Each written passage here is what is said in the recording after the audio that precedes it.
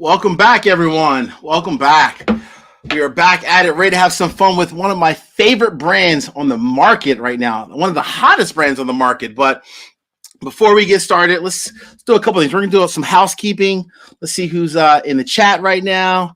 See, looks like my buddy Chris Bruno, one of the coolest guys out there as well. Chris Bruno, what's going on, Chris? Good to see you, brother. Always appreciate you support dialing in and so forth, man.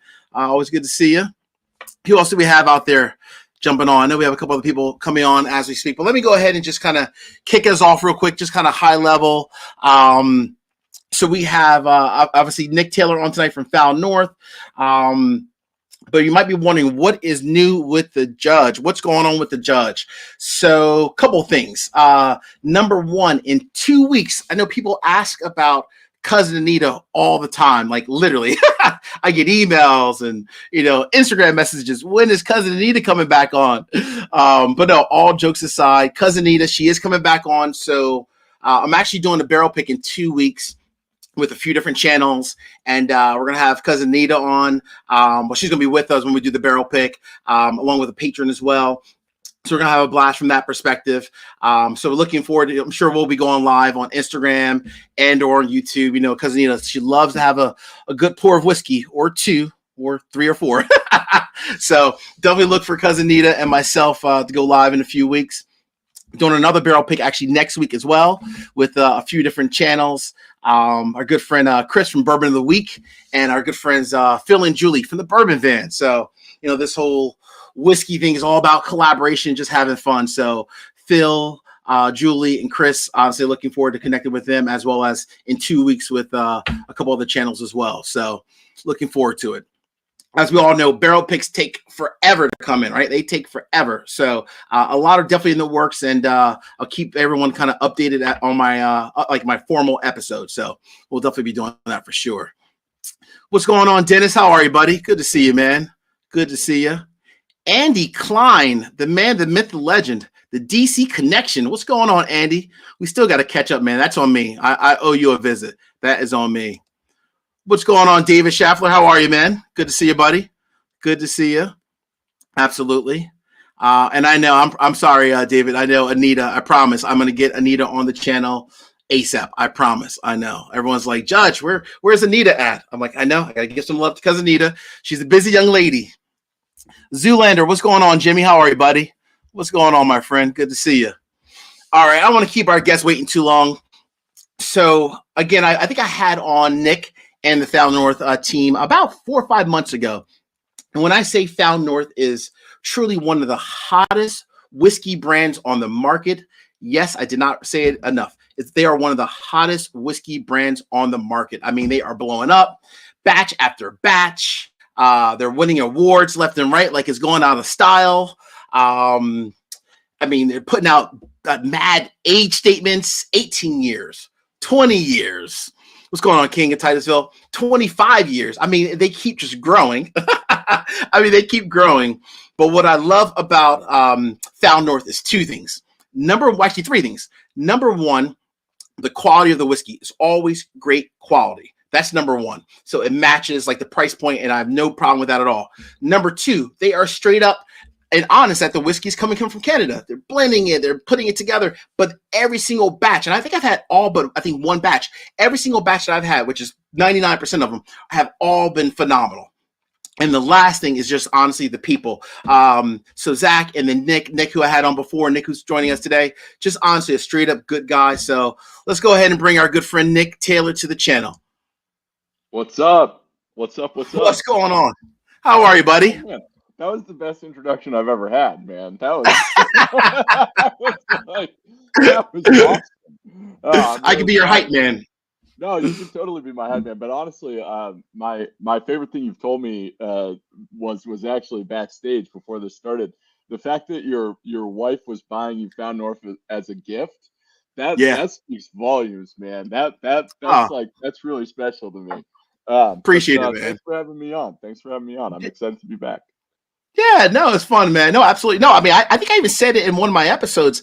I told my wife, like, for Father's Day, I made it very crystal clear, right? Like, she always says, like, you're always straightforward. And I'm always straightforward, but a nice guy. I'm like, I want one bottle, at least one bottle for Father's Day. She's like, well, what do you want? I'm like, anything from Found North. Just get me a bottle, and I'm going to be happy. And I have to give her credit because she actually got me 2 bottles. So Mrs. Judge came through. She came through. Seriously came through. Wow, that's fantastic. That's really fantastic. Indeed. What batch haven't you had? I think the only batch I never had, because you actually gave me 1 and 3. The only one I never had was batch 2. Batch 2. We'll fix Deuces that. Was the only one I never had a sample of. But everything else, I mean, oh my gosh. Awesome. I appreciate it, man. I appreciate it. So Nick, man. Welcome back, man. Welcome back. Thanks so much for joining the channel, man. First and foremost, let everyone know what's new with you, what's new with Found North, what's going on, man. Man, we're things are going well. Things are going crazy. The summer is supposed to be kind of like, whiskey Downtime. Cool day. Yeah, it's supposed to cool off. Yeah. And it has not been the case for us. We made batch 7, and we made the second summit, which we'll talk about. Absolutely. But batch 7, we made a lot of. And we were kind of expecting that to carry us to our fall releases, our sort of later in the year releases. And we've almost completely sold out at batch 7. We released it a couple weeks ago, and it is just almost sold out already. Crazy. I know, and 6 is gone, and 7 Summit's pretty much gone. We're just honestly, like, a week ago, I'm not kidding. A week ago, my brother called me and was like, "Yo, you got to make batch 8. Like, you need to make batch 8." Zach's like, get your butt in gear. You need to make batch 8 like ASAP. It's time to make batch 8 and whatever you're making after batch 8, because we need to roll here.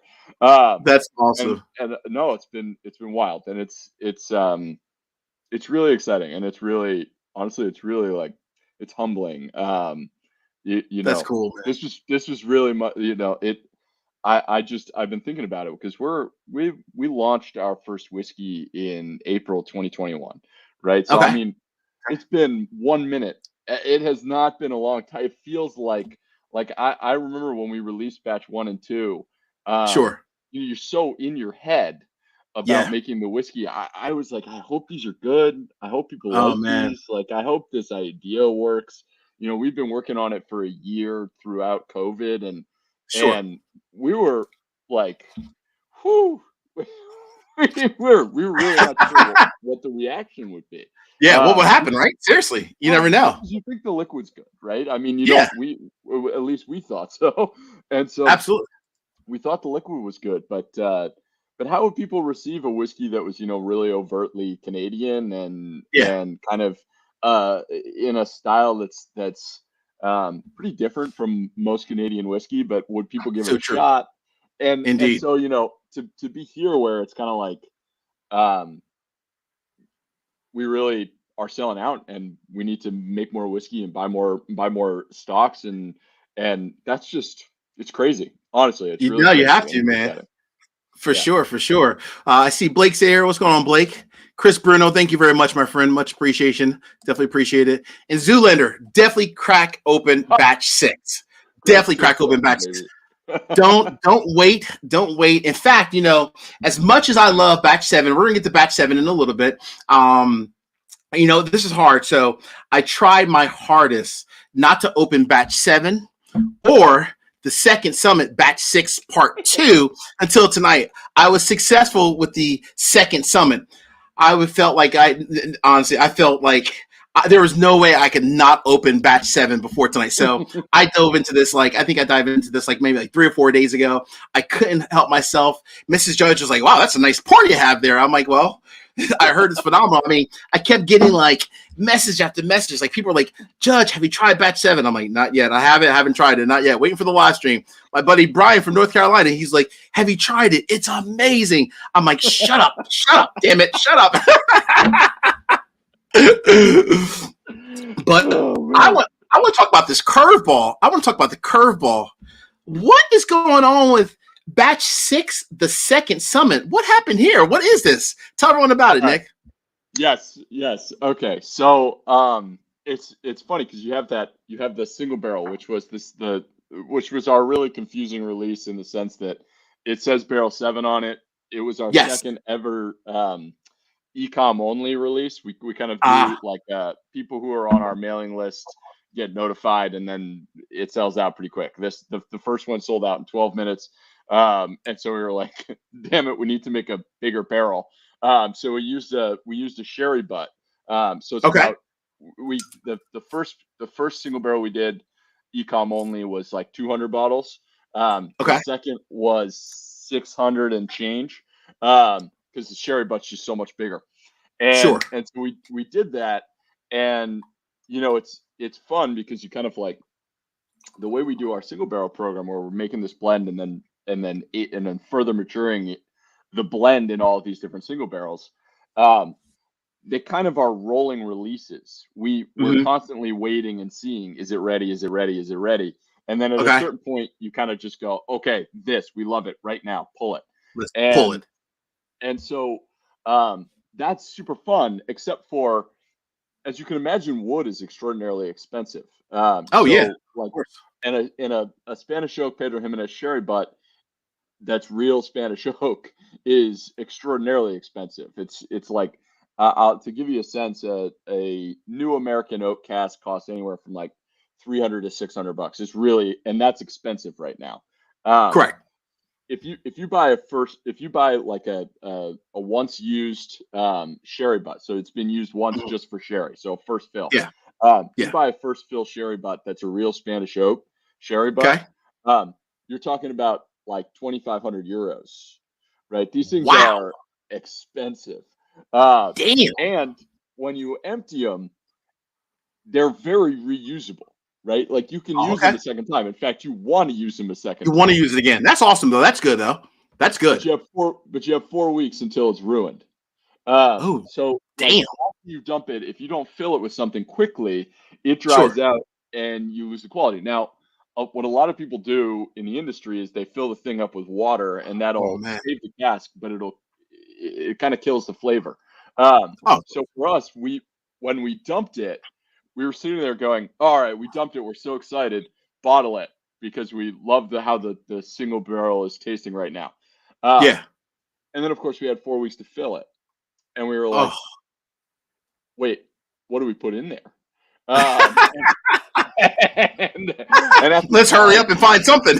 yeah, at the time in the warehouse in New Hampshire, one of the only things we had was actually batch 6. Ah, We were in the process of bottling batch 6, and we yeah. were thinking about it, and secondary maturation is incredibly fun. Sure. It's a fun aspect of making Canadian whiskey. Yeah. The expectations that people have, finished bourbon's kind of becoming more and more of a thing. People It they've made is. it an official category, and Yes, people are starting completely. to Like it's like appreciate its it. own thing now, which is good though in a lot of ways. As long as you do it I think it's right, great. I think it's awesome, right? I think it's great, but Yeah. it's been more sort of generally accepted that you can finish Canadian whiskey as opposed to American whiskey. So we feel like we had a Correct. little bit more leeway with that. Um, Sure. and so secondary maturation is really fun. And the way we do the single barrel, where we Oh, man. intentionally make a whiskey that is going to do well with secondary maturation because it needs more wood, right? We Sure. design the whiskey so that we use a lot of reused oak. We design the blend itself that's going into these secondary casks so that Correct. it doesn't get over oaked. Um, Yeah. but when you're doing the second fill, it's like Hmm. it's like using a tea bag the second time, right? You're not going to get Ah. nearly Okay. as much extraction. Um, Correct. and so and so actually putting batch 6 in there was great because batch 6 was a complete whiskey, right? We didn't make it Oh in a yeah. way where we were anticipating putting it into something else. It was Correct. done as it By was. itself. Yeah. Exactly. But in a second fill sherry butt, it actually was gonna we had this feeling that it would do incredibly well. Um and Wow. This is it, good. it came out freakishly well. It was like You're sitting there we talking. I'm like, this is damn good. That's what's going on in the back of my mind. I'm like, this is damn good. This is damn good. it was fun. It was really fun because the Spanish oak brings a little bit of nuttiness to it. Ooh, The sherry is really dialed back because it's the second fill, so there's just a little yeah, added fruit character, but yeah, absolutely. mostly it just rounded it. It did. It was like a It's nice little perfect. sanding device. It was It oof, truly is. It's it truly gave it perfect. great shape. It I, did for sure. I Are you and it pouring went some? up a Please, little, please of pour course. some. Yeah, Because this is like I just poured some. we got to I do a just little poured some. cheers, man. No, Cheers no, for I having can't you on the cheers. channel. I appreciate you, my friend. Being back. Cheers. So, question for you, Nick. The when you're using like a sherry finish, is Yeah. there like a time frame that you're like, okay, if I dump this in there, it should probably sit in the sherry cask for 2 months, 3 months. Is there like a set time frame, or is it truly just whenever you taste it, and Zach taste it, and you're like, you know what, this is phenomenal. Like, how does that work? So, it's a really good question, and it it it varies. It varies on the the it varies on several different facets, right? So the Okay. first is the previous spirit, whatever was in there before. Um, Sure. if it's higher strength, that will have a huge difference on how it affected the wood than if it's lower strength. And Okay. that's a Okay. weird thing that most people don't understand. So if you do something like you take a wine barrel, Sure. that's so the barrel's been aging, but it's been aging wine. Correct. The lower ABV, you're actually going to have less ethanolysis. So you're going to have less ethanol interacting with the wood because the ABV is lower. So when you Correct. put the your own whiskey in there, it Mm. reacts quite differently than say an Armagnac cask or something where Ah, you had a higher strength spirit in there beforehand. sure. And so what our experience has been, certain cask types behave in a really linear fashion. Okay. They age pretty steadily, and what I mean by Okay. that is if it's adding a little sweetness, it continues to add a little sweetness. If it's adding a little Correct. wood, it continues to add a Yeah, it little wood. keeps developing over time. It's pretty, Yeah. and you can kind of sit there and go, okay, this might get over oaked, so Mm. we're gonna pull it now, or this Okay. can handle a lot more oak and it's getting sweetness and fat, so we're gonna let it go. You can kind of feel it based on that trajectory.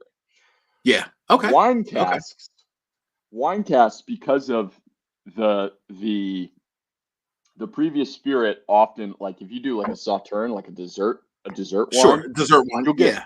you'll immediately get a lot of sweetness, and so you're Okay. like, wow, this is tasting great. And Yeah. then all of a sudden you get a ton of wood, and you're like, Okay. whoa, where's that going? And then all of a sudden you get a little acid, and then you're really worried. And then Hmm. it stabilizes and it starts to balance out. And so what I mean Yeah. by that is it really goes in all kinds of directions. It truly It's a does. lot. It's a lot. It's a lot less predictable. It really is. Sherry, Sounds like it's a lot of work. Like it's a lot. It's not just as easy as like, all right, we're gonna dump this for 2 months and we're good to go. We'll just we'll bottle it in 2 months easily and that's it. There's a lot more to it. I think is what you're saying. and then the season matters a lot, right? So Ah, if you yeah, fill it in the winter, you'll get sure. much more influence from the previous spirit, right? Okay. Because basically, like we're filling, you're filling effectively two types of casks. You're either Yeah. filling a wet cask or you're Okay. filling a cask that is either new oak or it's a dechar rechar, right? Dechar Okay. rechar meaning they strip the char from the inside of the barrel, they Correct. rechar it, and Okay. look, if you rechar a barrel, the Hmm. previous spirit doesn't matter anymore. It Yeah, really that's it true. matters in how it affected the wood, but you're not going to Sure. get flavor from whatever's in there. From Whereas before, yeah. if you have a wet cask, and what I mean by that is you dump something and then you immediately fill it with something new, Hmm. you're going to get a lot of whatever was in there before influencing your whiskey quite quickly because the wood is like a Absolutely. sponge. It holds a lot of whatever It the just sucks the it all. Yeah, liquid's sucks there. it all in. So what's fascinating about that is if you fill something in the winter, then if it's a wet cask, it will get quite a bit of influence from the previous spirit, but it won't start taking on the wood because it's not very Got it. reactive when it's cold. And then as it Gotcha. heats up, suddenly it starts reacting a lot with the wood. And so the timing. So like we just filled a bunch of casks right at the beginning of the summer. And Okay. holy moly, they're changing very, very, very quickly, and they're getting a That lot quick. more of the wood influence. And as we roll into the winter months here, it'll actually start to plateau, and it tends to settle. The whiskey tends Okay. to settle. It's just to settle a little bit. Yeah, in the summer they're Yeah. hot. They're really reactive. Yeah. And one of the absolute craziest things is when you dump a barrel, when we do like a single barrel, when we dump it, Mhm. Oh, we that's good. put it into basically we put it into a tote, right? We put it into basically like a food grade plastic tote. Sure. Nothing sexy, right? It's not like Okay. a beautiful glass demijohn. It's not like Yeah. a 600-year-old wooden bullshit. No, we just put it in a food grade tote where it's not going to get any residual from anything. And Yeah. it's amazing what a week just settling out of the cask does to the whiskey. It Really? literally always gets better. It Um, still does, it even after all it that. just it just settled. And what's crazy is we're putting a gas seal on it, right? So we're putting a layer of Okay. gas on top. So it's Yeah. inert. It shouldn't be. So It's not like it's reacting with or correct. evaporating. It's Yeah. just settling, and Wow. it's outrageous how much That's it crazy. just sort of settles down. So, the long and the short of it is what we know for sure is most of the wood influence that you're going to get, most of the wood Mhm. extraction that you're going to get happens in about Yeah. 200 days. Okay. Okay. That's That's fair. it. That's You fair. don't need more That's it. than that to That's get the it. So wood more like influence. 6.5 months. Okay. Right. That's fair. That's fair. But you don't always want to we've pulled things earlier and we'll pull things later because it still continues to change. There's still an oxidative effect. It still Yeah. settles. There's a lot that's still going on. That's why you don't just age whiskey for 6 months, right? So And true. so So true. yeah, so we're a lot of how we think about it is what season is it? What type of barrel is it? Um, and and what are we putting in there, right? And that will Got it. dictate to kind of everything. And then it could Yeah. go completely haywire anyway. So we sample it all the time. Nice. That's the Very long nice. and short of it. We're tasting No, stuff no, all I the time. appreciate it, man. No, thanks for the overview. It's good to know that. I mean, hey, it's good for everyone else to know as well. It's not like a standard 2 months, 3 months. That's awesome, man. That's awesome. So JR says he has a buddy that the second summit is like his he loves it. I completely get that. I do. I do. And JR, I agree with your other comment as well.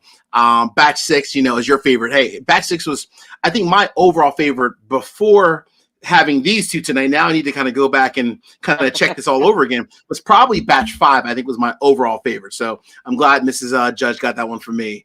Kind of going through some of these comments. So Robert wants to know. So Robert, I honestly, and we'll get to this section in just a second, but you can definitely found North in some states and some cities. I've actually just found it myself. I was out in Chicago. I was very happy to see Found North on in the shelf at Benny's. I was like, wait a second, is that a Found North bottle? I was like, but the easiest thing, honestly, Robert, just go online directly to their website, foundnorthwhiskey.com, man, and you can buy, the majority of whatever is left over directly from their website. I think that's probably the easiest thing for sure. So, David, don't worry, man. We're all still now I understand the reason why everyone else is hunting for this second summit, because this might give batch five a run for his money. I have to be fair and impartial, but it's pretty good. It's pretty good. It is pretty good. Let's see here. Canadian Chris says, hey Nick, can you leave a couple bottles in Canada? I'm sorry. Too funny. Too funny. Oh man, no, I love bad. that. We're trying. We're trying. It's complicated because we basically have all our facilities are in Massachusetts and New Hampshire. We're Okay. importing it in. We import it, bottle it here. If we wanted to sell it back in Canada, we'd actually have to get all the licensing again in Canada, ship it Again? out there. Yeah, but we don't have license to sell in Canada, right? Because Oh my we have an gosh. importation. The legal nightmare that is trying to get it into Canada is actually what's been stopping us so far. But we're working on it. I'm Zach would kill me if I made any promises. So I will say we're going to try You're working on first it. half of next year to get it into Canada. That's fair. That's fair. That's a fair Second statement. summit, there won't be any second summit though. I'm sorry, and there won't be any 6. There won't be any 7. No, it'll be whatever That's all we right. make next, or That's Patch right. 9 or whatever the hell it Yeah. is. You know, Just all separate ones. I got you. I got you. What's going on, Kurt? Kurt from SLB Drinks, one of my favorite channels that I watch all the time. Good friends of mine, Trenton, and love those guys, Trenton and Kurt. Actually, I'll be seeing them in a couple of weeks. So, what's going on, Kurt? Thanks for joining, man. Good stuff, man. Yes, and Foul North is absolutely amazing whiskey for sure. Definitely, completely amazing whiskey. So, all right. So, back to we're talking about, as I said earlier to Robert. Obviously, typically, myself, Mrs. Judge, we go directly to Foul North Whiskey, grab a bottle, easy as can be. But I was in Chicago like 2 weeks ago with the family on vacation, and I walk into a Benny's out in Chicago, and I see Foul North on the shelf. I'm like, wait a second, what's going on here? Foul North actually in a storefront?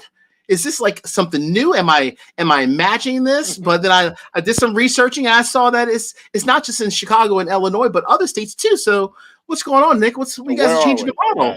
Yeah. No, we've been we've been expanding pretty quickly here. So we're all over New England. So we're in New Hampshire, Maine. I think we're in Connecticut, Rhode Island, Okay. Massachusetts. We're in New York. I think we got one spot in New Jersey. We're about to enter Maryland, Delaware, DC. Woo! Yep, I'm stopping you on that one. My home state, Delaware and Maryland. Yeah, it's interesting because we've been for the most part effectively like self-distributing. Really the way we started, we never took on full service distributors. So for people who are unfamiliar with how the industry works, a producer has to legally sell to a distributor has to sell to a retailer, and then a retailer can sell to customers. So traditionally your distributor takes on a lot of the sales responsibility. So they go into stores and they show the product to places. With our story, with our price point, and with kind of the nature of how people discover whiskey these days, which is much more kind of online than it used to be. Way more. Our approach was we basically in different states have signed up with distributors who take less of a margin, which brings the price of our whiskey down, which is great. Which is awesome. Yep. And they don't do but they don't do really any sales for us whatsoever. We take on the responsibility of connecting with all the stores. Okay. This is a good fit for us. So like when you go on to foundnorthwhiskey.com and you buy from us, or if you go to Sealbox or SharePour, we're not actually the ones selling it. When you place an order with these folks, it goes through our website and it's actually requested through a retailer who takes care of it, who actually has to buy it from our wholesaler who buys it from us, right? So it's like we can't legally be the ones who sell it, even though you're going basically through our website. Correct. And so that's been how we've done this, and we've entered a bunch of markets that way. But we've actually gotten to the point where we're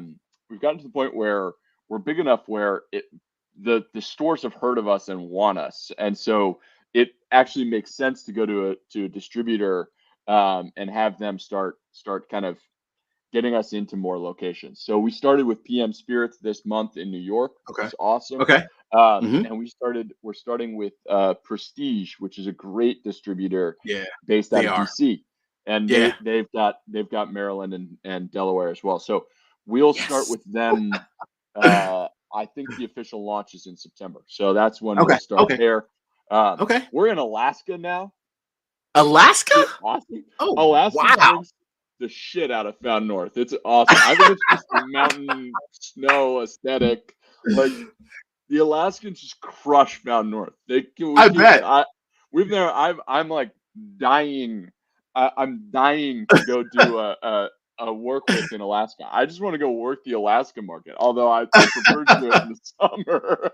You may want to go during the summer. Definitely do not go in the winter for sure. You might be stuck there forever.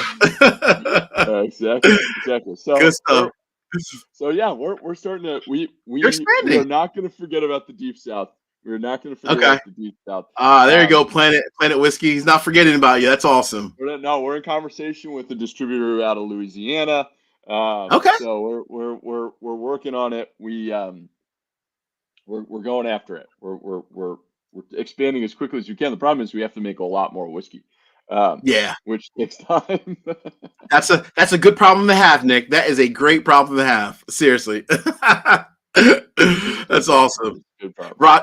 Roger, you definitely have to try this brand, man. I'm telling you, it's so I will say batch 7, and we're gonna dive into batch 7 now. It's probably a good segue. So batch 7, Roger, if there's anyone to hunt, because it's still available without going like on secondary and finding some of the older batches, even though this second summit was, oh my gosh, this is gonna be going tonight. If not during the live stream, definitely after.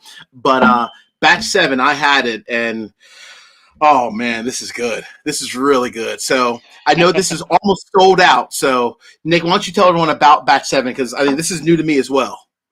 I'm obsessed with batch 7, and somebody I'm just scrolling through here. Somebody asked a great question.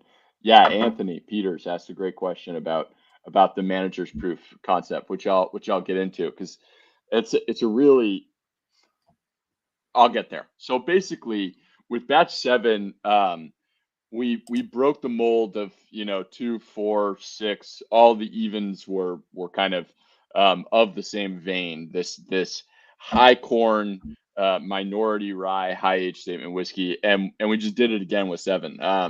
Yep. People want us to make it, so we make it. Yeah, it's great though. It's that simple. But we actually we've been working with this lot of whiskey. So we basically buy whiskey in lots, and Okay. what that effectively means is, if you think of a big distillery, take Buffalo Trace. Buffalo Trace Yeah, has they have their different recipes, right? They make their different sure. styles of whiskey. But ideally, they don't want all of the whiskey to be really variant. In fact, they want Correct. to try to make bunches of whiskey that taste the same so that they Hmm. can do bigger blends of whiskey to make Buffalo Trace, to make Stag, to make Correct. Weller, whatever it is, right? Yeah. So on a given day, what they'll do is when a fermentation tank is ready, when a wash of whiskey is actually ready, they'll distill that whiskey. They will put it all in the same wood, all in the Okay. same part of a warehouse. So if they make 150 barrels that day, they will take Yeah. those 150 barrels and try as best they can to make those 150 barrels age in a very consistent way with each other by putting them in the Sure. same warehouse, etc. Right? That's Makes called sense. a Yeah. lot. The lot. In Got it. whiskey Okay. language, that's called a lot. So we buy Gotcha. whiskey by the lot, right? So we're buying a lot because we like the way, we're not going in there and going, oh, we're going to taste these 75 barrels each and pick which ones we want. We just say Correct. that particular lot is really good. We Yeah. want it. So we've Okay. been working with a lot of whiskey that was distilled in 1998. It's a 100% corn, Okay. and most of the corn that we work with brings one of sort of two things for us. If it's Hmm. in new oak, it's an incredible canvas for new oak. Yeah. If it's new oak, it's bringing the viscosity, the wood, the oakiness, the tannin, everything that we like from the new oak. If it's Hmm. in used oak, almost always it's bringing not as much body, but Okay. a lot more fruit character. Okay. And All basically right. that's because of the oxidative reaction. That's because of Sure. what the wood allows beyond just the extraction, which is for Got it. oxygen to interact with the alcohol and the different compounds that are in the whiskey itself. Makes sense. So our corn has almost always been one way or the other, and it's Yeah. usually pretty straightforward actually Hmm. because um, it's a good thing. It's easier to blend with whiskey that isn't jagged. It's easy to blend with whiskey that's doing one thing very well, very successfully, and Sure. then it behaves better. Not always as you want it to, but it behaves better. It's easier to blend. Better. Um, Okay.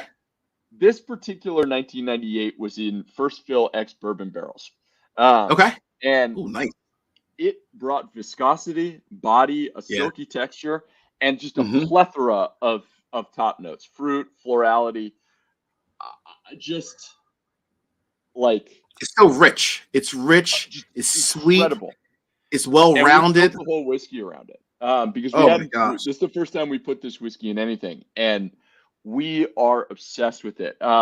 And so we took that 24-year-old. It was like 24 and 9 months or whatever it was. We took that 24-year-old.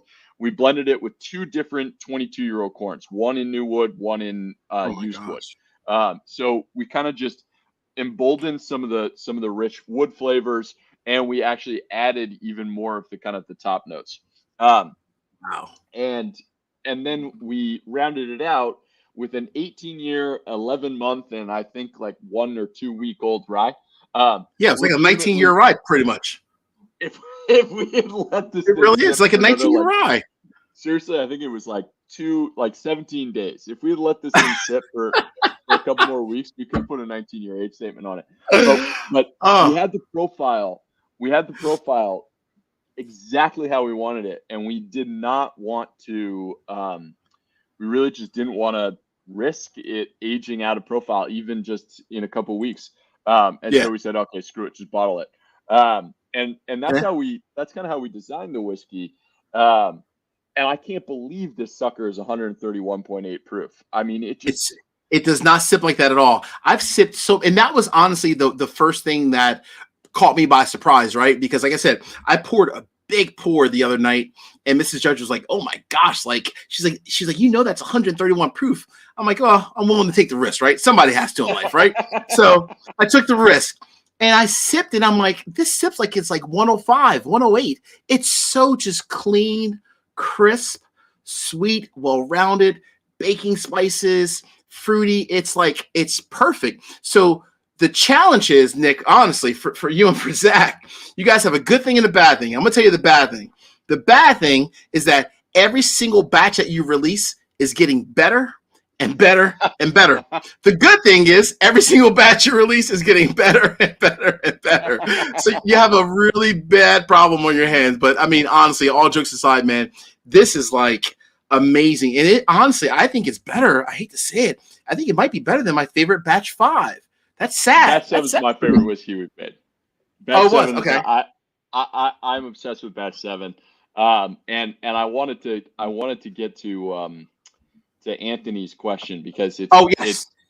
I so The so it's manager's really proof, interesting. right?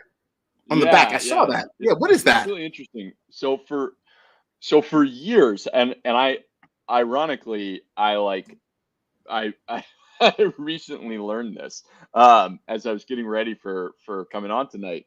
I Yeah. was going back and looking at the sort of history of the term cast strength because for years cast strength wasn't a legal designation, but the TTB Ooh. actually updated their regulations last year, Okay. and now cast strength has to actually be within 1% alcohol by volume or 2 proof points of what the dumping strength was.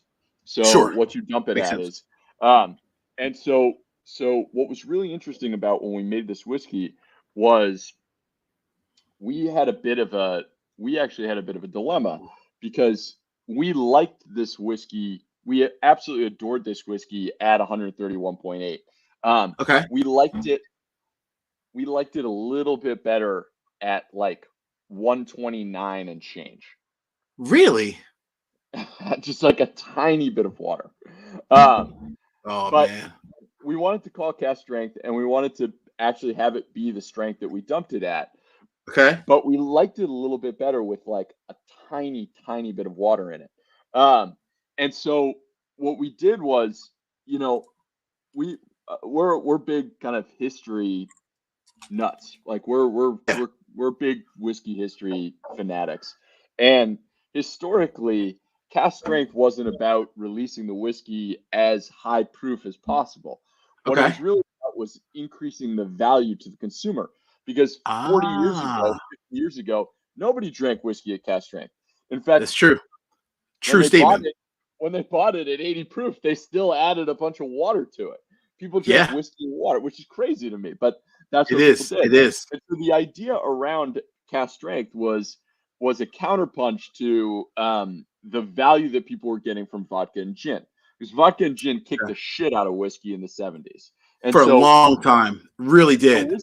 whiskey was releasing at cast strength because they knew that, okay, if you're gonna get it at 80 proof and you're gonna pour water in it, then you're gonna get 17 drinks out of the whiskey, or whatever the legal the total actual number of drinks is. But if we put this at 120 proof, say, when you add water, you just add more water and you'll get a greater number of drinks out of the bottle. It was a Mm, value proposition. It was a way to say, hey, this 750 you're buying doesn't just have 17 drinks in it, it has 25 drinks in it because we bottled it yeah. at cast strength. Okay. And Okay. so the origin of cast strength was really not about, let's jack this thing up as much as possible. That's Yeah. just what snowballed and happened. People What snowballed adapted. happened. Yeah, people adapted and their palates got used to higher strength, and actually you get more flavor out of higher strength. If you're, Yeah. as long as your palate gets used to, as your So true. nociceptors respond and learn how to tolerate it, you stop Correct. tasting heat, you taste more whiskey. So true. And so Indeed. what what we said was, okay, well, the intention was actually to give people the flexibility to bring it to whatever strength they want. So for Hmm. us, what we said was, we're going to keep this at cast strength, but on the back of the bottle, we're going to give you our manager's proof. We're going to give you Okay. what we believe is our favorite place to drink it. And it wasn't just about saying, hey, this is our favorite place. We'd love you to try that. But honestly, a Correct. lot of whiskeys open up and change and develop when you add a little They bit of do. water. I'm not saying Indeed. bring it down to 80 proof, but try it between 120 and 130, Yeah. and you'll Add a really couple get drops. a wider range. And Okay. so we gave basically the instructions of, this is where we like it. I love it. I love that. Keep me honest. Is this going forward? So even like whenever we get to batch eight will also have the same thing on the back of this bottle, the manager's proof. That'll be on there for there as well. I have no idea. I haven't gotten that far. Honestly, I've been thinking about going back onto our website Yeah. and just adding a manager's proof for each Uh, whiskey. I Um, like that. I like that a but you know lot. what? Like, some of them, the manager's proof's just going to be at cast strength. That's true too. So true. It's So kind of like, Paul calls you the whiskey wizard. Nick is at it again. Yes, he is indeed, indeed. He is definitely a wizard for sure, Paul. And thank you. yeah, no, David, thanks again, man. Much appreciation, my friend. Yeah, it's definitely. You always learn a lot whenever Nick is on. I mean, you learn a ton. I mean, it's like he's just dropping knowledge, like just dropping like lyrics, like constantly. And I want to go ahead and give a fact out there. So we're talking about Foul North whiskey, obviously Canadian source whiskey that Nick and his brother Zach are just making fantastic whiskey. So anybody who watches the channel knows that I'm a huge golfer. I'm going to be clear. I'm not a good golfer, but I'm a huge golfer. I follow it. I watch it. I love golf, right? And I'm sitting there watching the Open today, early in the morning while I'm working and everything. And I'm looking. I'm like, Nick Taylor. Wait a second. Nick Taylor, PJ golfer, Canadian. I'm like, wait a second, hold on. Is our Nick Taylor from Foul North Whiskey? Is this like his little side hustle? He's like, you know what? I'm going to do the Open in the morning. I'm going to be on the PGA Tour, and my nighttime gig, maybe on the side, I'll do a little Foul North Whiskey. I love It that. was fun. Nick Taylor won the Canadian Open this year. So Yes. people have been going. Yeah, I've been my phone's been blowing up ever since, which has been hilarious. Yep. Absolutely. Absolutely. It is pretty cool. So Anthony asked a really good question. What was the I guess inspiration behind the whole manager's proof concept? That's a great question, Anthony. Yeah, it was. I think, like, I mean, honestly, it goes back to why a bunch of American guys are making Canadian whiskey. Right? It's kind of like, what the hell is going on? Yeah. I know, I we get, Canadian Chris is is our typical, kind, polite, friendly Canadian. We get the nicest angry emails from Canadians about our whiskey not being available in Canada. You'd expect the emails to be so mad. Can you please sell your whiskey in Canada? I'm dying to try it. It's like I'm just expecting someone to be like, "Hey, asshole, why are you taking our whiskey?" It's just like these nice. No, but we get asked all the time, like, "All right, you're from the U.S. Why don't you just go to MGP?" Right? Yeah. Like, why, or Heaven Hill, right? Like, Sure. Bardstown. Sure. There you can source from all over the country. Why aren't you sourcing American? Yeah, contract distilling at Bardstown, to your point, which is great point. Yeah, why not? Right? Yeah. And the reason isn't because we don't think those whiskeys are good. First of all, I think I love MGP. I think they make great whiskey. I really enjoy so many of the different brands that make it. But the fact is, there are so many brands who make it, right? And so for us, there were two primary goals when we started making Found North. One was to make great whiskey, and the other was to make whiskey that inspires whiskey drinkers to try something different, to get deeper into their category, to appreciate more, right? Because honestly, like, we could probably have made good whiskey from MGP, but it would have been in the narrow little flavor profile that is what is available to make from MGP. There's just, it would be very derivative, right? That's the word. It would just be another derivation of And that's what I love about you guys, honestly, right? Is because you truly created like your own path. I mean, and everyone does like certain things, right? And I love that in the whiskey business. But you guys truly created like your own path. And I'll never forget, like I said, I mean, I love SLB Drinks is on, Kurt is on, and I'm really good friends with Josh and Aaron from Stuff and Whiskey. But I'll never forget, Josh was like, he's like, dude, have you tried Found North? I'm like, man, I have not tried it. Like I couldn't find it. It was before I realized that you guys were online.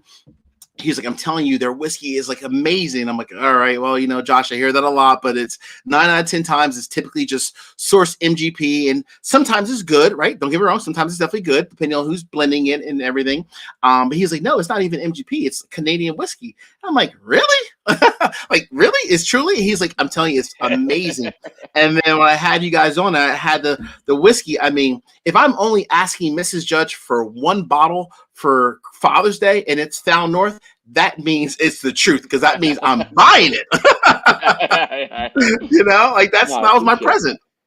No, seriously, man. And I think for us, it's like when we made one of my favorite whiskeys we made is batch 3, and frankly, probably the least popular batch we've made. Yet, I absolutely love batch 3. And what's really fun about it is the batch 3 rye is so different from every other rye you'll ever drink. I not only think it's a really good whiskey, but it's also just way, way off profile for what people expect from rye. Rye is almost always in new wood, and it's almost always young. It's usually both of those things. Absolutely. And rye will actually make some really incredible flavors. If some really incredible, actually, floral and fruit. It's known for its spice, but it'll make incredible floral and fruit profile flavors if you let it age long enough and you don't nuke it with new wood. Correct. And so when we made that whiskey, I loved that whiskey, not just because I thought it was a good whiskey, but I am 100% sure if you own a bottle of batch 3, you can't find a rye that will drink like it. It's good, and it's very different. It's different too. So for us, I think like we really try to make whiskey that moves the whiskey drinker into more of a new experience.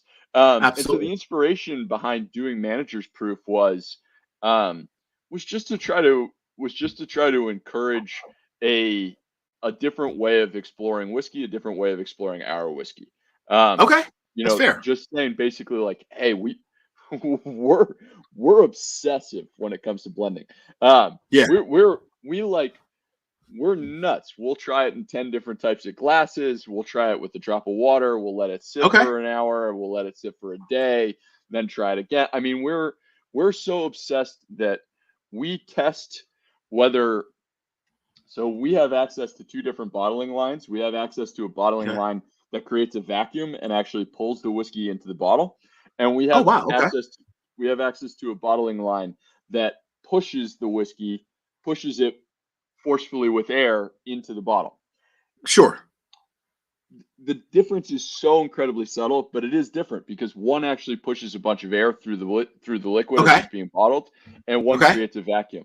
And we Yeah. will test the whiskey through both and decide which we like better. And I guarantee 99 out of Wow. 100 different whiskey drinkers can't tell the difference. But for us, we really believe that, like, if you make the whiskey 1% better 10 or Sure. 15 times during the process, it will Yep. actually accumulate to being it'll make a great whiskey. It'll make a great whiskey great instead of good. Yeah. It really I, will be the difference between a good whiskey and a great whiskey. So and I think we everyone respects that too. Just to be clear, I mean, I think everyone would prefer that. So even if it takes a little bit extra time, right? Like like for example, I know you're working on batch 8 and batch 9 and other batches and so forth, but I think everyone would prefer for you and Zach to take a little bit extra time to create like the perfect batches rather than just you never want to sacrifice quality, right? To be clear, right? And I love the fact that you guys haven't because I've never had. I'm not even like good Found North. I'm talking about every single batch has been like fantastic, which is to me still shocking, but I don't know how you do it. But I mean, it's like it's amazing. So keep doing what you guys are doing for sure. we're obsessive. Jim, yes, I see that. Yes, Jim, we're working Florida. on Florida. We actually sent batch 3 and 4 were in Florida. Um, Oh, but okay. but we haven't had time to activate the market, and so we're coming back to Florida with our next batches. We'll be in Florida, I promise. And And then yeah, sorry, go ahead. yeah, no, Chris Bruno asked about I think the second summit. Like, did that hit Maryland or was that purely online as a whole? So the way we did Second Summit, because the problem with Second Summit was there were only 100 cases of it for the country, Yeah. Whew. which is not a lot. Super small. That's And good though. so I mean, it's good. I mean, sip more of So it a right now. handful of yeah, so a handful of markets got it. We wanted to make it available to our best retail customers. It's very inconvenient for the retailer to get Hmm. like a release and then get another release a few weeks later. So when we released 7, we wanted them to also get an opportunity to get 6 Second Summit at the same time. And we said, Okay. we're not releasing our personal allocation.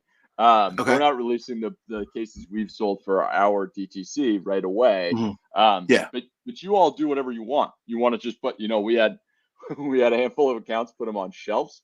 That was fun. Sure. Okay. They disappeared very quickly.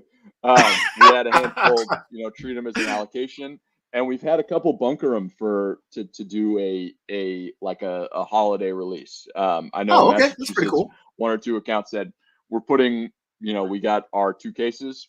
We're Yeah. gonna we're gonna sell them in December when no one else has it. So Mm. we basically said, okay, go ahead, you guys do it however you want. We have saved our own handful of cases Hmm. for our mailing list. Oh, you did. And Okay. we did. Um, in the past, when we've done single barrels, we've basically said, like, here's, you know, this is when the release is going to be, Hmm. first come, first serve. You either get it or you don't. Hmm. If we did that with, 10 cases of Second Summit, it would be like 1 minute, right? And it Yeah. would screw over a lot of people. So we're Sure. actually going to do probably in August, we're going to do a randomizer. Okay. So people on our mailing list will get the opportunity to basically enter a lottery, and we'll pick numbers. We'll use, I mean, metaphorically speaking, we'll pick numbers out of a Sure. hat, and Yeah. and that's how we'll sell ours. So if you want Second Summit, there won't be any in Maryland. Sorry. Okay. If you want Second Summit, basically the only way to get it is there are a few stores in New York that I think still have it, and otherwise Wow. it's gonna be us. It's just It's gonna gonna be be you got to gone. be on our That's mailing list. It's a special one. It really is special. And this is actually a really good question because I love this. Thanks, Nate Hicks. I mean, Nate just kind of talked about a single barrel that he got that was Found North, finished in cognac. So that leads me to wonder, Nick. So I know that you guys have done some sherry before finishes. Yep. Obviously, it sounds like you did a cognac for a single barrel as well, which is awesome. Do you find that right now a lot of different whiskey brands are using armagnac, they're using rum, they're using cognac. Obviously, you guys are using sherry. Is there like a boundary? Like, do you guys say to yourselves, like you and Zach say, you know what?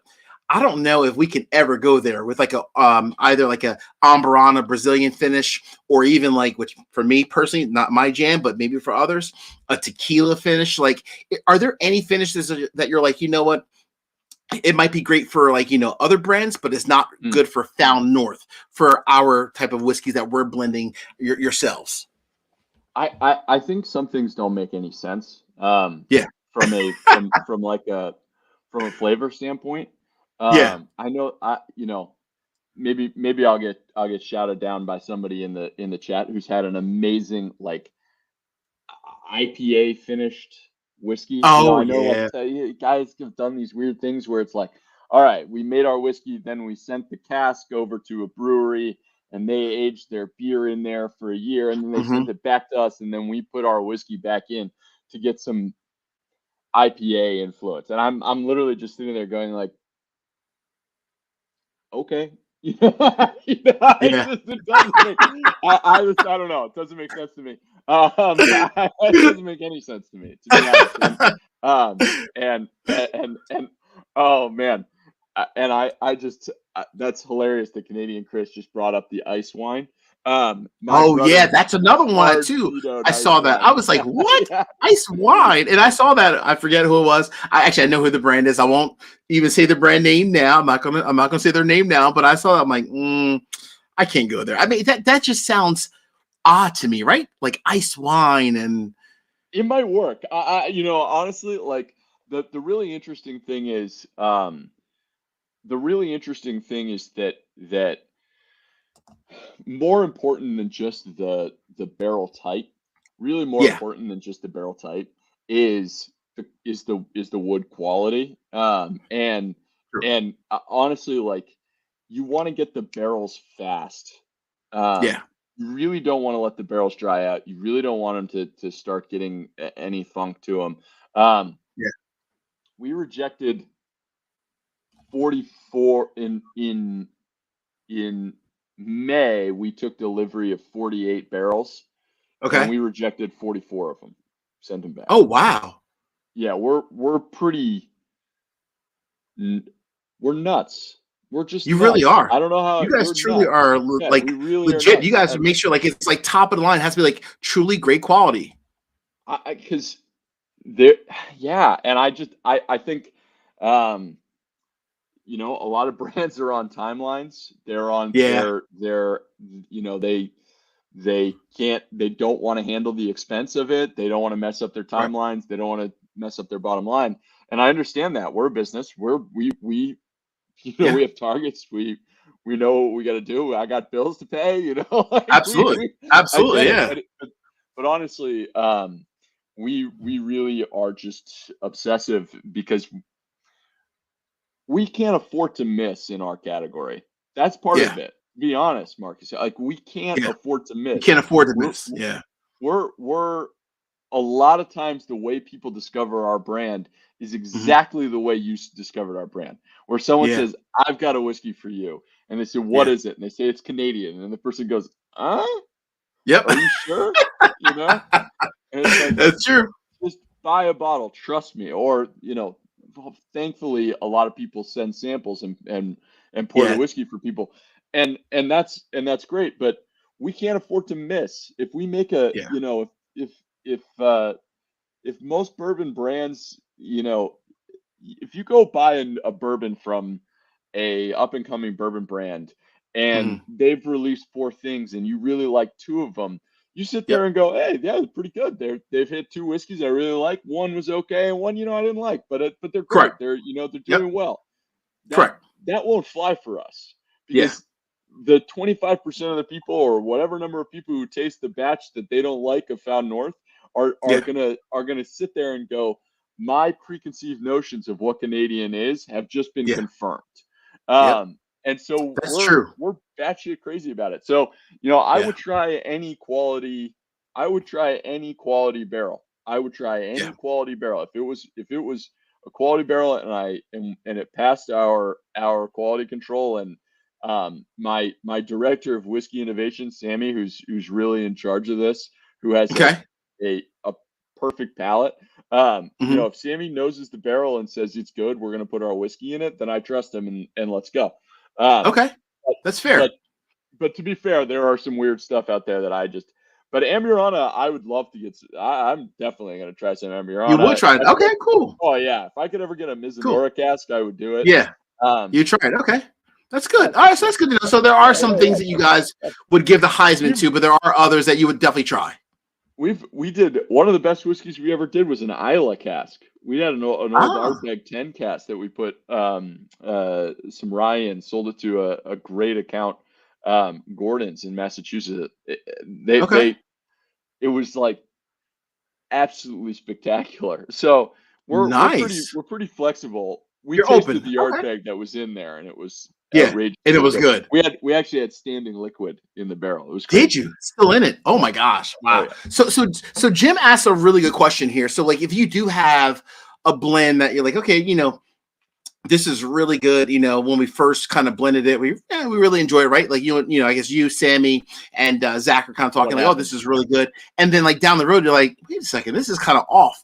What do you do in those situations? Do you wait until it gets better? Do you maybe finish it to see if like the sherry might maybe add some different like complexities? What do you do in those situations? We throw it out. We scrap it. You Yeah. do. So, oh yeah. So basically, the oh, not the liquid. We don't blend Yeah. anything until we've got the design exactly the way we want, right? So basically, Okay. the way our process goes is, the way our process works is we're blending at a tiny scale. I mean, literally like 10 milliliters. Okay. I'm taking barrel samples, I'm blending at 10 milliliters, and then we start to scale it up. And if something Got it. goes wrong as we're scaling up, we might troubleshoot. So Okay. we've troubleshot the whiskey marginally. And the reason is because, look, if you get a barrel sample that you're working with, Mm, that barrel sample might be 68% alcohol, correct. and the rest of the lot might be 65%. Oh wow. It just Okay. happens. Weird It shit just like that happens. happens. And when Yeah. that All of that. happens, it it'll throw it off a little, right? And so then Yep. you're not going to get a wildly different blend where you're sitting there and you're going, okay, we got to throw this out. Um, Yeah. but you sit there and you go, okay, this is we were expecting a little bit more body, a little more strength from this component, and we need to bring it up a little bit, and we need Yeah. to just tweak the ratio up a little bit, and so we'll tweak as we scale up sometimes. But it's the whiskeys. The thing about big distilleries is big distilleries are big for a reason. They make high quality stuff. There are very True. few big ass distilleries that make bad whiskey because they So don't true. survive, right? Like Yeah. they So got true. big because they continually made good stuff. It happened. I Yep. mean, Four Roses almost died. If Jim Rutledge hadn't saved Four Roses and saved the Yeah. quality, that distillery would have died. But for the True. most part, like the big distilleries make pretty consistent and pretty good stuff. And so for us, like there's a degree to which we have a level of faith where if we make a blend using a barrel sample from one of the barrels we own that's in Canada, the rest Yeah. of the barrels are going to be close enough to that. So with only a tiny bit of tweaking or a tiny bit of adjustment, we can get it where we want it. That's awesome. That's awesome. That's nice. So a lot of tweaking. So Jim, don't worry. Don't worry. Found North, they're gonna tweak it to make sure it's perfect before they release it. They promise. Hopefully, um. yeah. No, Yeah. when we're designing a blend, the really frustrating thing is when you're designing blends because we don't Ah. Okay. the one of my favorites. So like the you know if you have a Found North bottle, you'll see the little the topographical map that's kind of Yep. our the screen printed topographical map. I have the worst, hilariously, like, I have no design eye. I Yeah. have nothing to do with the design of our bottles. Nothing. Oh Nothing my at God. all. Oh, Really? my brother and Sammy go back and forth about tweaking the font or moving it one pixel over this way, and I'm like, I don't see it, man. You know, those 3 shades you guys spent the last hour debating literally look all the same color to me. Like, the only I'm right there influence with you. the only influence I had on our design was I was the one who said we should put little dotted lines, little trails Oh, on that's the cool. topographical map. Yeah, Because which is one of awesome, the by the things way. That's awesome. I love it, right? Because I like love it. I love that. I really do. really early on, we said we basically said follow the whiskey. It's my Yeah, favorite phrase in our company. Follow the whiskey. love that. Because Follow when the we whiskey. make a blend, we have an expectation of where it's going to go, and it Yeah, often goes in a different direction. That's how we got to batch 2. That's how we got to yeah, batch 4. Like, we didn't go in there going, this is how we're going to make this. We sure. had an idea, and it went totally in a different direction, and we just kept iterating in that direction, right? It was like, Yep. once it started doing something interesting, you're like, wait a second. Well, what if we did this, and what if we tweak this, and Correct. what if we had dial this back, and Yep. where you start, where you end up, completely different locations, right? So true. And so for us, what can be really challenging is, um, when we blend, we don't ever talk. We really rarely talk about specific tasting notes. You don't Okay. see us in there going, "Oh, this has got this, cherry caramel flavor that Sure. Yeah. we really love." We're Okay. always talking about the structure of the whiskey. Mm, We're always mm. thinking about the whiskey structurally. So, like, when you have a sip of whiskey, Yeah. it's not a linear experience. It's not like, oh, boom, one flavor. At least I don't think a good whiskey tastes like that, right? A Yep. good whiskey has a progression, and what you Correct. don't want is That's true. you don't want the whiskey to we've all had those whiskeys that have an interesting beginning, they're missing a middle, and then they have an Correct. interesting end, right? Those are Yep. very That's true. disjointed whiskeys. We don't Absolutely. You're make spot on whiskey too by that. we don't make disjointed whiskey. We want our whiskey to have a really clean progression and to land strong and evolve across the palate, right? Absolutely. I And, agree. and so a lot of times what will happen to us is there'll be something missing in the whiskey structurally. Sure. It won't have enough body, right? But it'll have Correct. great top notes. It'll have this Yep. really resonant top notes. Correct. Or So great. Or they have what like a really good nose, but like the body and the palate and the finish is just like maybe just a bit something's missing, subpar, if you right? will. Yeah. So a lot of times what will happen is you start to fix one thing, right? You're like, Yep. okay, well, we need more body, and this is Yeah. the whiskey in the blend that's giving us more body.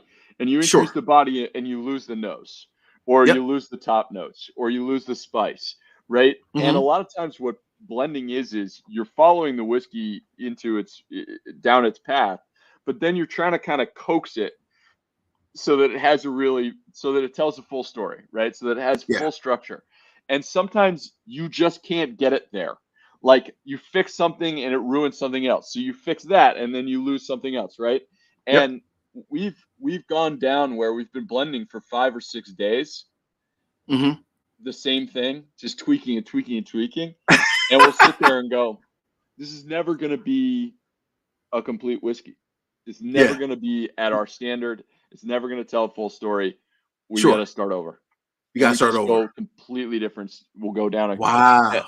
and so I love the effort, though. I love that time and effort you guys put into it. That's awesome. I mean, I know that's not a good thing because it takes you guys a little bit longer, but I love the effort, the due diligence that you put into making great whiskey, and it's truly there. And I think it's number one. I see Jr. commented that. Yep, I completely agree. Jr.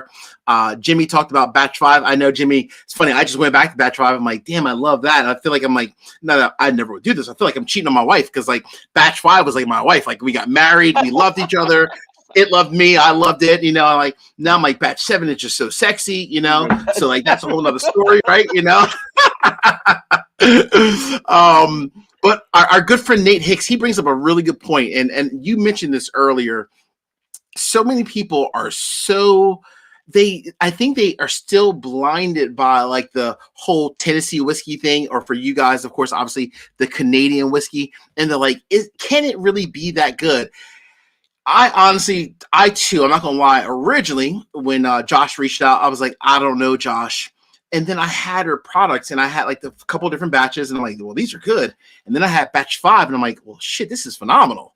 And then 6 is great, and then 7 is just like amazing. But so many people are blinded by that. It's unfortunate, but hopefully more people in our whiskey society, if you will, to your point, Nate, will kind of open up a little bit more about it, because the blends that Nick and Zach and Sammy as well are putting out, this is amazing quality. When you truly think about the quality of the whiskey and the price point, it's truly amazing. And no one else is really doing that. You guys have like truly cornered the market and putting out this amazing whiskey. So keep just doing what you're doing, Nick. Don't sacrifice, which it sounds like obviously you're not. Keep doing what you're doing, man. It's amazing, truly. No, I appreciate that, and along those lines, I see there are some more questions about basically scaling up, right? So it's Oh, like, yes. does it get harder as you scale up? I know Baker Drinks asked that. JR sort of Yeah. similar vibe. I think so. We bought really deep, and we continue to buy really deep on old whiskey. Okay. It's funny. The whiskey industry has this really bad habit of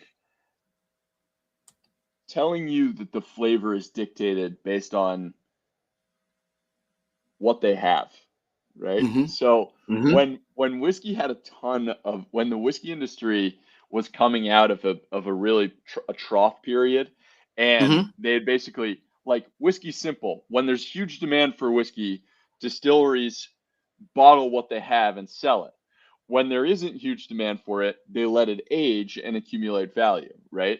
And so Mm-hmm. when the whiskey industry is in a trough period, all of a sudden you start hearing about age equals quality, right? Like Yeah. the older the whiskey is, the better the whiskey is. And then Mm-hmm. over like the last 10 years, as the most of the whiskey industry has run out of aged whiskey, all of a sudden, where the hell did all those people go who are saying H equals quad? No, no, no, no, no, no, no, no. We like to blend.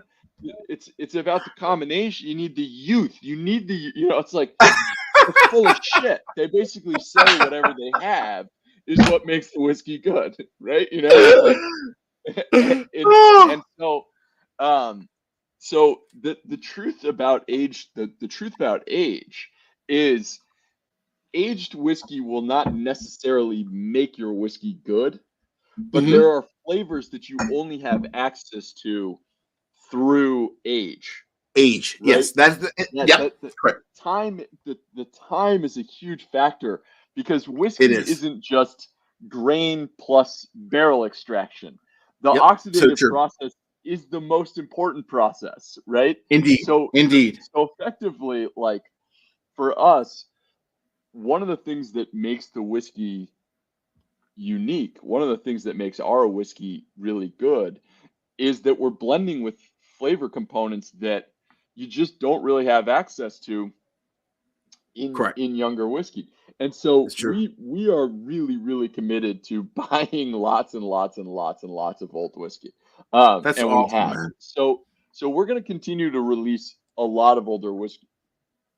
Um, we will increase the batch size as Okay. long as we can do it without compromising quality, right? Sacrificing the So quality, which is awesome. yeah, and so that's where it gets a little tricky, and sometimes like we've made batches that are limited not based on what we expect the demand to be, but based on the percentage of one of the components we use. So like batch 5, right? We love batch 5. Yep.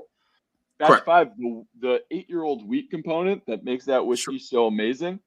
We Mm-hmm. had like 3 half-empty barrels of it. Like Really?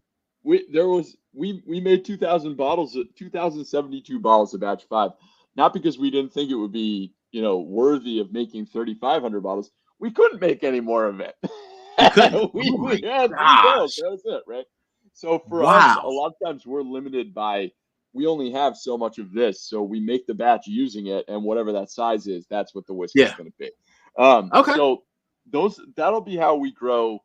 That'll be how we approach our really sort of older, sort of the super premium category of whiskey. The interesting thing Sure. for us will be we we've had a lot of success with um, like using 11, 12-year-old whiskey. Okay. We've done it pretty much exclusively so far for our single barrel program. Um, but what's nice about younger whiskey is it can Mhm. be a little less expensive. It can be more, we can get more people into Found North. And so I think for us, the interesting thing will be as we expand, I think we'll continue to make even older stuff. Sure. We're going to, in a few months, we're going to release our oldest age stated whiskey to date. Oh wow. But Is I that think batch we'll 8? also, nah. Oh, see, mic drop moment. Oh, come on, Nick. Come on. Oh my gosh, you got me all thrown off here. Okay, hold on. Let's come back to that. Let's come back to that. Keep. We're Finish your gonna make thought. our oldest whiskey, but I think next year we'll try to make some whiskeys that are a little bit more uh, drinkers, right? Because look, Mm, we're gonna get to the point where I don't know. I don't know about you, but like I love drinking Found I love drinking Found North, but I don't have to pay for it. I just go into my sure, basement is and I your grab a brand? bottle. But Yeah. but for me, like I don't drink $150 bottles of whiskey every night. You Oh, know, so true. Same here. and and so I think a lot of people with Found North are buying Found North and they're sticking it on their shelf, and then they're drinking a little bit of it here and pouring a little bit of her. But I'd really like us to make a whiskey that is of our sort of standard of quality that Okay, people feel a little bit more comfortable going kunk, chung, chung, chung, chung, chung. Let's got it. drink because I'm going to be able to Yep. buy this again next week. Correct. So I don't know exactly. To be honest, I don't know exactly what that'll look like yet, and we won't Okay, do it if the quality isn't there. But I I think love that. it'd be great not to make a $50 product. Sure, I don't think we'll get there, but to make a 12-year-old or an 11-year-old sure. that's you know 75, $80, maybe something in ish. there. Yeah, Okay. something in there. So Okay. that's something that I would really like to do, and I'd like to make it in a way where people aren't afraid that it's not going to Afraid of be it. available next week, and therefore they I don't want love to it. pour it. I love it. No, that's awesome, man. That's good stuff. And I'm glad you brought that up for a couple of reasons. Number one, I'm glad that you brought that up because I remember like when I had you on like 4 or 5 months ago, we talked about that, like having a standard Found North product that is younger age statement, like 10, 12 years, that you can Yeah, either A, find on the shelf or B, find in stores. And you were like, yeah, we were thinking about it, right? You were saying that you and Zach were thinking about it. So that's number one. Number two, I love that for the fact that it will truly help the masses to get introduced to what Found North really represents, which I think you can definitely still, even with a younger age statement, put out a very good quality whiskey as a whole. So that's awesome. And Robert, by the way, Robert, as well as I think it was Baker, yeah, really good points in terms of just, I'm glad that what Found North is putting out, I think is great. There was a good question that I saw earlier. I think it was regarding, oh, it's JR.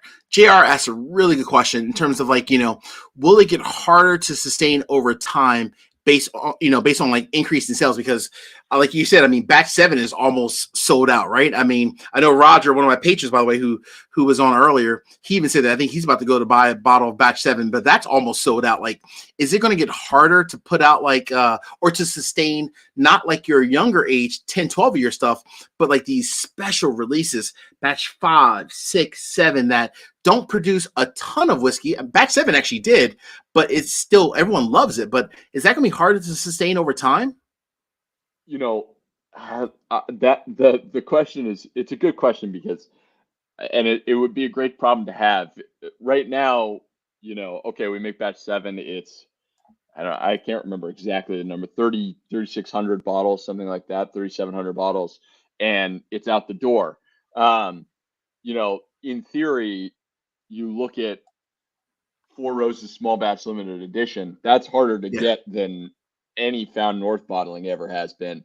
And, you know, they're releasing 12,000 bottles of that, right? So in That's theory, we true. could get to the point where the demand is so high that like it's just the scale makes it hard to make enough of it and have it be accessible. Because I, as much as it's a sort of a healthy sign of a brand that you can't keep the whiskey on shelves, Yeah. our goal is not to be a product that, you know, retailers get and then hide from their consumers. You know what I mean? Like that's not the goal for Found North. We don't want to be, you know, inaccessible. So did I lose you? Oh, Oops. oh, there we I go. think I lost you for a So second. I got you back, Nick. Sorry about that. so basically, like I think the challenge for us will be, if we keep growing in popularity and, you know, we enter Canada and we're in, you know, 40 plus states. Um, Sure. can we make 10,000 bottles of a batch? Can we make enough to have it be available, but still be really really good? And I think that's something that we're trying to be realistic about. Yeah. And I think the you know the really fun thing is because we're a young brand, Mm-hmm. one of the big transitions we're going through right now is when we first started, when we made batch one and two, we bought what we needed for the blends. We owned no stock of Canadian, right? We Oh, made wow. the blends, we designed the blends, and then we bought what we needed to be able to sell that to make that blend and sell that whiskey. We had Okay. we had no money. Let me be very clear. We Oh. had no investment dollars. We had nothing, baby. We were just like bootstrapping the shit out of this, right? We had no money. We were broke. Oh my I god, we were love it. broke. I love it. So I love the so then honesty too, man. Thank you for that too. That's great. I mean, but so that's honestly relatable, right? I mean, that just shows that you are so much like the common man. You were, I mean, when you started the brand, you guys were like, hey, I don't know if we're gonna get to batch 2 or 3. I mean, you know, yeah, that we I went mean, to three, right? yeah, No, we had man, I remember we, you know, when we put batch one and two into the San Francisco World Spirits Competition yeah. before we actually launched the brands. So we Oh, actually got wow. so we actually got double golds on the whiskeys before we released them. And so I remember Ooh. like I remember when they emailed us and said, "Congratulations, you know, you both your batch one and two both won double gold." I Yeah. almost had a heart attack. I mean, I almost fainted. I was like, "These things are actually going to sell! Holy shit! Damn. We put our life savings into this sucker. Like we've been That's awesome. not taking salary for a year. We took federal loans out. You know, it's like, whoo. That's So awesome. the transition we've gone through is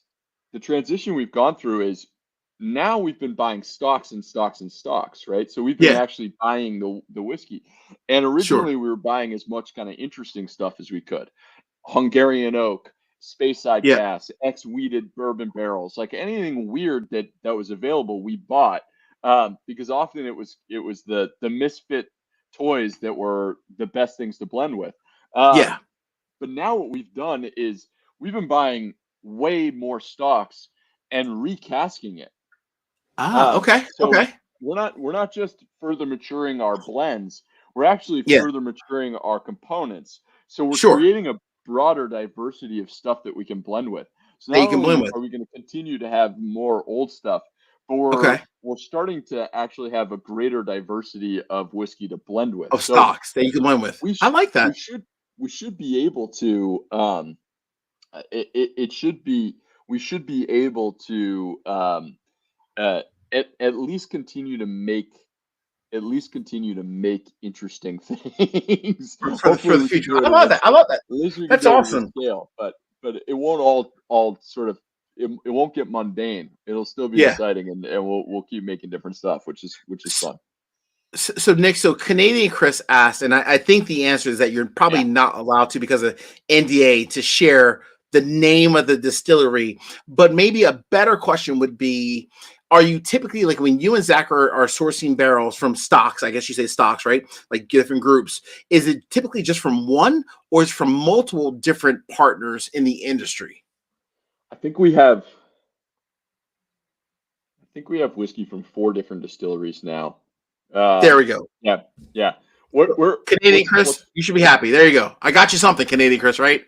what's funny? Yeah, what's funny about blended Canadian whiskey. I'll also answer Canadian Chris's other question earlier that I saw. Yes, we very intentionally did whiskey without an e. It was Ah, it was oh it, yes. it was there was a long debate about that, but when what's really interesting about Canadian designation of whiskey as kind of blended whiskey is Okay. when we think of blends, like what does a blend mean to most people, right? In Hmm. Scottish terms, a blended whiskey would be a whiskey that comes from multiple different distilleries, Correct. right? Correct. Um, it doesn't mean like if it's not a blend. So if let's say we take a straight bourbon from Yeah. Kentucky, a Kentucky Hmm. straight bourbon is still a blend. It's just a blend of whiskeys that are all from the same distillery, right? It's not Correct. like it's right. It's still a blend of whiskey. In fact, distilleries in the U.S. and in Scotland will trip over themselves to try to create diversity of flavor within the distillery so that they can blend and create different products from the same distillery and still call it straight bourbon or still call it a single malt, right? Yeah. So the fascinating thing is Canadian distilleries aren't like Scottish distilleries. They don't trade barrels. They don't make blends using barrel. Their blends are whiskeys that are all from the same distillery. One of the weird things about us is that we're actually sourcing from a bunch of different distilleries. We're treating Yeah. Canadian distilleries a little bit more like the Scots would, which is Ah. actually a little bit out of the ordinary for Canadian whiskey in general. Yeah, absolutely. No, I love that. And I love the fact that it's not just one. So you have multiple different sources. You're able to continue to blend those sources to create such unique expressions, which is so valuable. And I love that. So so I know we've been almost on the hour and a half mark. I want to be respectful of your time, Nick. I know you have a lot going on. So let's go ahead and wrap this up. So the two things before we wrap it up. Number one, so Mrs. Judge, get ready. Let's. I know we have a lot of different winners. We're going to do the mini Glens Oh first, yeah, and then we're going to do a flight of Found North Whiskey. I can't wait for folks, whoever wins the flight of Found North Whiskey. But before we do that, last question for you, Nick. yeah. So batch 7 is epic. It's so good. It's on another level. I've actually poured batch 5 and 7 because, like, I'm ready to do my own personal blind, and I might share with everyone what my favorite is between the two. But let's quickly talk about batch 8. I know it's not public maybe as of yet, but can you at least share with batch 8? Will it be a standard blend or will it be a finished blend? High level. That's all I think everyone's asking for. Yeah, we'll do a standard blend. We will not Okay. do a blend and then a finish of that blend. No, it won't be Okay. like So no sharing on the Seven background. Summit. No, no, Okay. no. Okay. This will Okay. be um a variety of whiskeys that we already own components that we blend together and then it's ready. Okay. Okay. That's fair. All right. Before I go to Mrs. Judge, and thanks, David, by the way, for the last one. So thanks, David, because this was on my mind and I almost slipped my mind. So David, see, you're always thinking of me, man. I appreciate it. So Nick, what are your thoughts about a Found North Bourbon Judge single barrel pick? Hell yes. Let's do it. All right. I love it. That's a I hard appreciate yes. it. Thank you. That's a hard yes. Thank you. And what we'll do is we'll do a live pick, obviously. Oh, love Yeah, it. Love it. we'll do a Absolutely. live pick. Yes. We so the challenge we have, of course, is we Yeah. do the blend and then we do the recasking. Of course. So we sold out of the first season one, the first blend of whiskeys. We've laid down season 2 and season 3, and I'm actually in the process of making season 4. Okay. Because we have more demand for single barrels than we I expected. bet you do. Um, I'm sure. I mean, I know the reason why. I mean, the whiskey. I mean, it's pretty self-evident. So we'll start having barrels. I think we'll start having barrels that are good to go. My guess is in the beginning of September. Okay, I based on the way they're aging, I think some of them are going to start really coming to fruition in the next 6 weeks. That's my hope. cool. And as soon as that happens, we'll get scheduled. Awesome, man. I appreciate it. Thanks so much. I will definitely connect with Jay at Sherepur and we'll have to get this in the works. So thank you so much. Really do appreciate it. All right. So Mrs. Judge, for the first set of mini Glens, let's go to the mini Glens first. Who is our winner for the first set of mini Glens?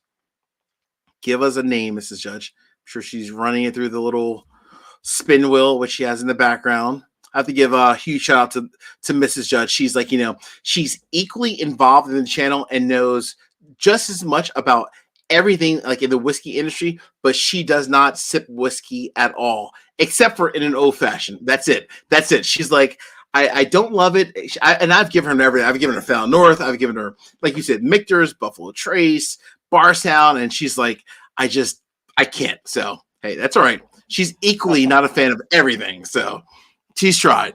Robert Jennings. Okay. I think I saw it. Oh, yeah. There we go. Robert Jennings is the first winning. All right. Or winner, rather. All right. So, Robert, just shoot me an email or Instagram message with your address, and I'll get the set out to you. All right. So let's go to the second winner of the mini Glens. Before we get to the highly anticipated Flight of Found North whiskey, whoever wins that set of or the Flight of Found North, boy, whew, you're getting all four of these bottles too. And there's not much left of the second summit. I'm even giving the second summit. That's a lot. I mean, because I really want to actually just have this myself, but I can't do it. I can't do it. I have to be honest. I said I would share it. All right. Up. Oh, Anthony Peters. All right. Hey, Anthony. Oh, congrats, man. Congrats, Anthony.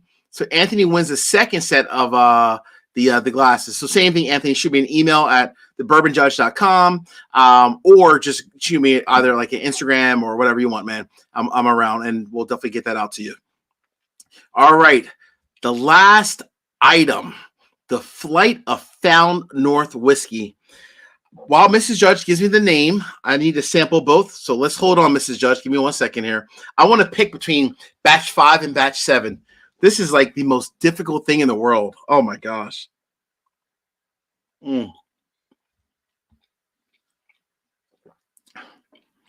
Batch 5 is just so eloquent.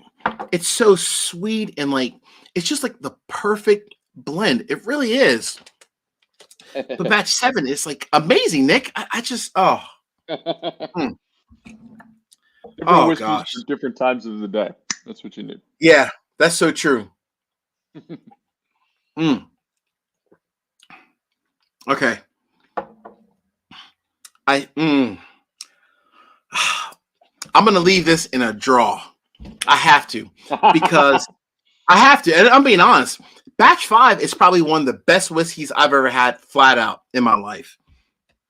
Batch 7 is one of the best also, but it's so forward, like looking, like it's such a unique blend. It's so different. If anyone has not bought a bottle of Batch 7, you're doing yourself a disservice because it is truly amazing.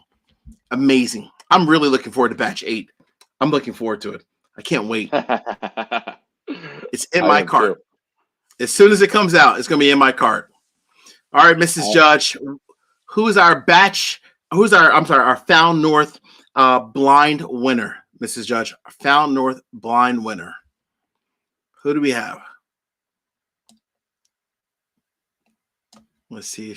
Looks like she's Mrs. Judge is delayed. So while she's pulling it up, so Nick, quick question for you: your loved one, your wife, is she a big whiskey drinker or no? I know every it's different by every each person. She's got a phenomenal palate. Actually, she's not a huge whiskey drinker. Okay. She's not a huge whiskey and high alcohol content spirits in general tend to give her reflux. A bit of a bummer. But she tastes everything I make, and yeah, she's very particular, and she's got a really sharp palate. She's quite All helpful, right. particularly when All we're in the right. weeds and we need to come up for air and get a fresh opinion. It's quite helpful to have her to have her nose I love when it. All needed. right. Well, you know what? So I think somehow, some way, whenever you guys are traveling, on behalf of Foul North, I'm gonna connect Mrs. Taylor with Mrs. Judge, and I got to get them two together because hopefully she can convince Mrs. Judge to love whiskey as much as I do. But it looks like the flight winner for Foul North Whiskey, and this is a phenomenal flight. Oh my gosh! So Roger C, which is one of my patrons, my buddy Roger. So Roger, congrats, man! You won the flight of Foul North Whiskey. I already have your address, of course, as being a patron. So I'll get this out to you, my friend, tomorrow. So you're first on the list. Just want to say, number one, thank you, Nick. Honestly, I know how busy you are, how busy your schedule is, as well as Sammy and Zach and the broader Foul North team. You guys are doing great things. So just want to say thank you so much for coming on the channel tonight. Thanks for sharing your time with us. And more important, thank you for continuing to produce fantastic whiskey. Thank you. Thanks, man. No, seriously, it's my pleasure, and thank you everybody for just really engaging questions, really thoughtful stuff. So it's been my pleasure. Thank you so much for having me. Seriously. Indeed. Cheers to you, Nick Taylor. Ooh, In his cheers. non-golfing days when he's sipping whiskey. Not the Nick Taylor on PGA Tour, but the Nick Taylor of Found North Whiskey. Cheers, everyone. See you guys. Cheers.